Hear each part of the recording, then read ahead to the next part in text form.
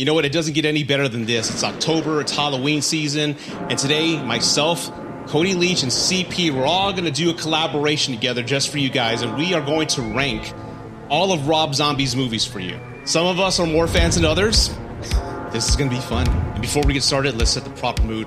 Let's get started.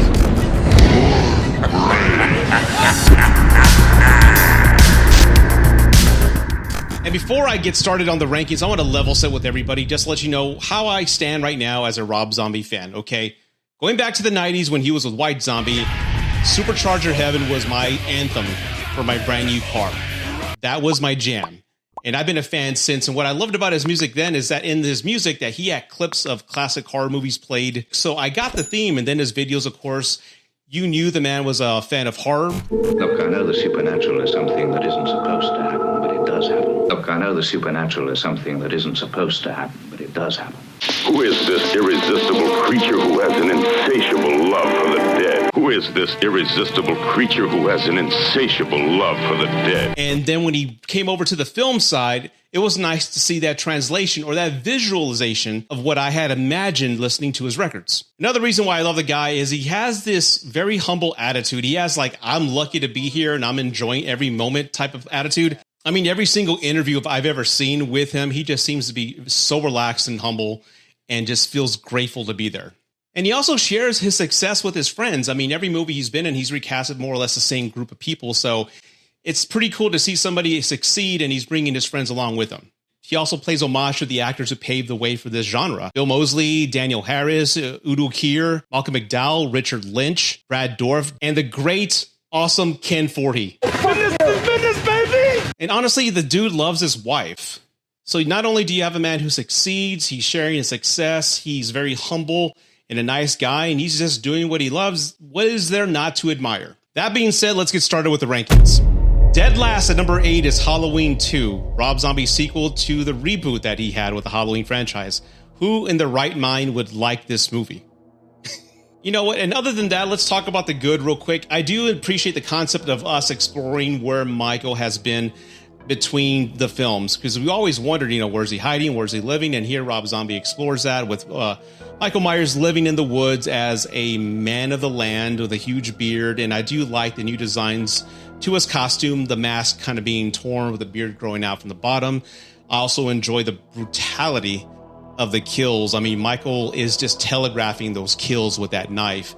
He's even grunting, which is fairly new. I have never heard of that in any of the other films. The psychological concept of Laurie losing her mind and descending into madness on paper reads well, but when it comes to the visualization and execution in the film, it just wasn't for me. And the movie doesn't feel like a Halloween film. It truthfully doesn't. You don't hear the Halloween theme until the very end, which reminds you as an audience viewer, like, oh my God, that's right, we're watching Halloween 2, but it didn't feel like that whatsoever. It felt like crazy man of the land is killing people when he wears a mask, but it did not feel like a Halloween film. And I get what he was trying to do with Dr. Loomis, and I get it's taking a chance and giving us something that we haven't seen from an audience perspective, but to have Dr. Loomis as a prima donna and is enjoying the celebrity of benefiting off his patient.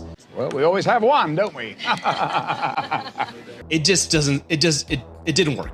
On paper, I get it, but on the film, it just doesn't work. I've seen the movie twice in my life. Once when it first came out, I did not enjoy it, but for this ranking, I recently saw it again, and per Cody's recommendation, I saw it again to give it a chance. And again, I do appreciate some of the things in the film, but ultimately, I have no plans or any desires to see that film again. So that's what I have at number 8, Halloween 2.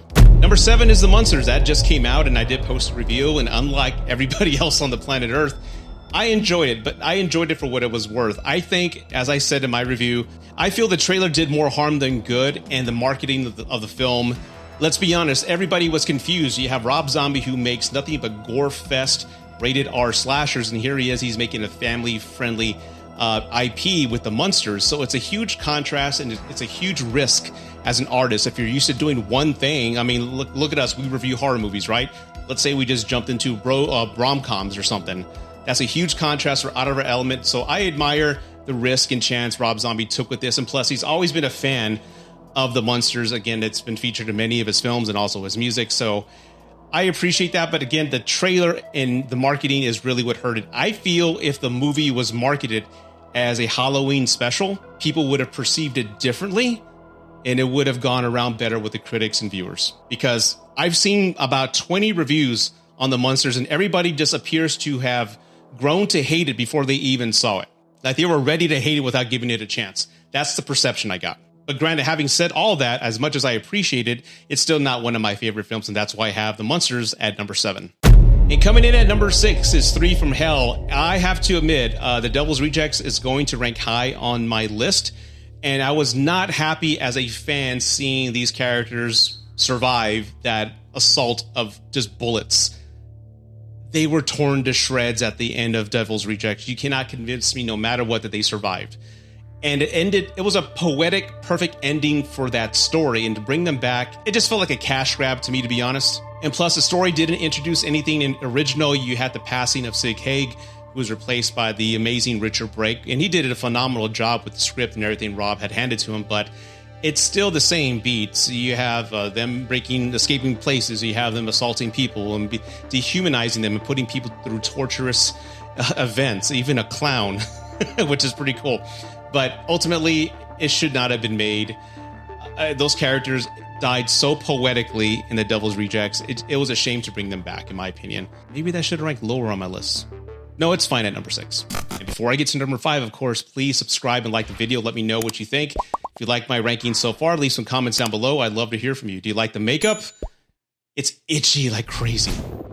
That deserves a like or a subscribe. Click the button now.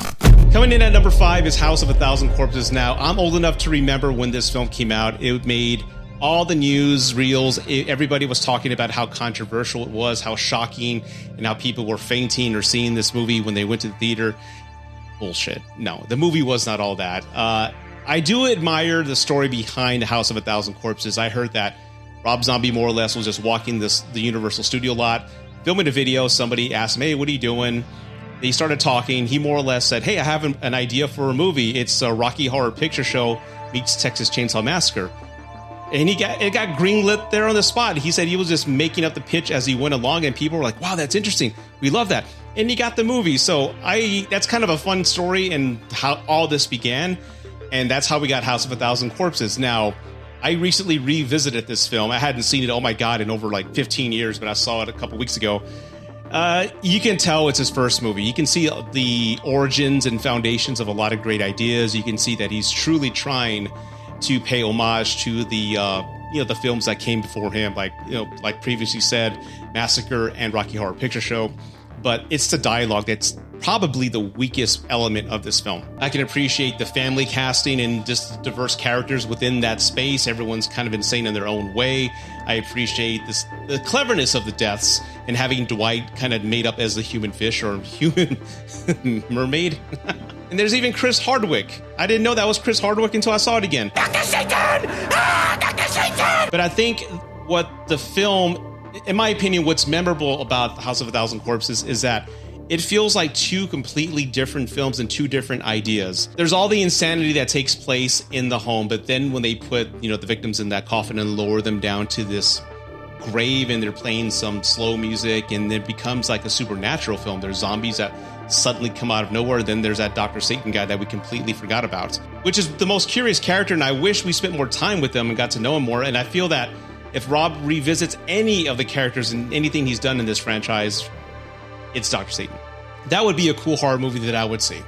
Oh, God. I'm starting to sweat. Ugh. This is I immediately regret this decision. Oh, man. I looked at that guy Cat from Kiss. Most of all, fuck you! Now, coming in at number 4 is 31. Now, this is a guilty pleasure for me. I can understand why a lot of people do not like this film whatsoever. But look, it goes with Rob Zombie's roots. He was raised with a carny family, so you have a carnival group of people who are looking for work. They get caught up in this whole type of game of death, and it's just over the top, complete bullshit. But the originality and just the audacity of the film is what I love. And plus, the film introduces us to the legendary Doomhead, played by the great Richard Brake. I tell you, just before we went on stage, they asked me like a few weeks ago, like, hey, would you like to interview Richard Brake? And I've interviewed many celebrities, but this is the first time I was terrified. I was like, yeah, I'd love to, because I love horror films. I watch them all the time, and you've got such a great career. I mean, not many people can say they've killed Bruce Wayne's parents and fought Jon Snow. I interviewed the guy, and if you'd like to see that interview where we talk about that, click up there. There's really no characters in the film as far as people that you're hoping that would survive this whole ordeal. You're more or less rooting for the villains. I'm rooting for Doomhead this whole time. But the practical effects are amazing. There's that one kill with the chainsaw that really stands out, kind of like comparable to Evil Dead, if you remember that remake that came out a few years ago. And this is also a film that goes back to Rob Zombie's roots, because prior to this film, he had made The Lords of Salem, which some call his masterpiece, some call it complete departure from what Rob Zombie does. But I appreciate the fact that he knows his strengths, he knows what he's good at in the type of gory storytelling that he can do like no other. The characters are grotesque as always. I've said this before, but you want to take a bath after watching some of his films, and this is one of them. And plus you have a small person playing a Nazi who's a killer, and he speaks Spanish. Happy Halloween, motherfuckers! Now, coming in at number 3 is Halloween. Yes, I love this particular Halloween. The first half was cringy when I first saw it, but the dialogue, I guess, has warmed up to me. Maybe I'll choke the chicken, purge my snorkel all over them flappy ass tits. William Forsythe is just a disgusting person. You just cannot wait for him to get killed, and when he does, it's very satisfying. That's all that fucker does is cry. Halloween, believe it or not, when I first saw it, and even to this day, it's one of the only films in his catalog that's tough for me to watch, because the kills that Michael performs in this movie are some of the most brutal kills in his filmography. It's tough for me to sit through. I've mentioned this in previous lives and in other videos that when he's killing somebody, they're just screaming and moaning, they're half naked and they're covered in blood. And I'm like, just kill her already, just do it. It's just... Stop! He's already dead. Ended already, but it just lingers on and lingers, and it's really tough to sit through for me at times. I feel that the Michael Myers that Rob Zombie and crew designed for this particular film is the best. He's the most menacing. He's large. And I know this may not be a popular opinion, but I feel that Michael Myers in this particular movie is probably one of the best top 2 Michael Myers in all the Halloween films. He's just unbelievably large. The Mask, I think, is the best of all the Halloween movies. I appreciate the attempt to give Michael an origin story of his childhood and what his home was like before he became the monster that he was. And again, going with the concept of like the first 40 minutes of the film were like an origin tale of getting in the inside of Michael's mind, and then the last part of the film being more or less a remake of it. Malcolm McDowell does an awesome job as Dr. Loomis. Laurie, that's hit or miss for me. But the overall atmosphere of the film, the tone, and the kills are all top-notch in my opinion. It's one of the best Halloween films of all the Halloween films, and let's be honest, not a lot of them are great. But that is why I have Halloween at number 3. Coming in at number 2 is Lords of Salem, and I have to admit, this was moving between first place and second place with the other film that I have not mentioned yet, because I truthfully love this film because it's probably Rob Zombie's masterpiece. From a cinematic point of view, from the cinematography, from the set design, this budget was under $10 million. And the fact that he makes this film look like a $50 million budget astonishes me. He does so much with no money that I wish directors would follow that lead. It's beautifully shot.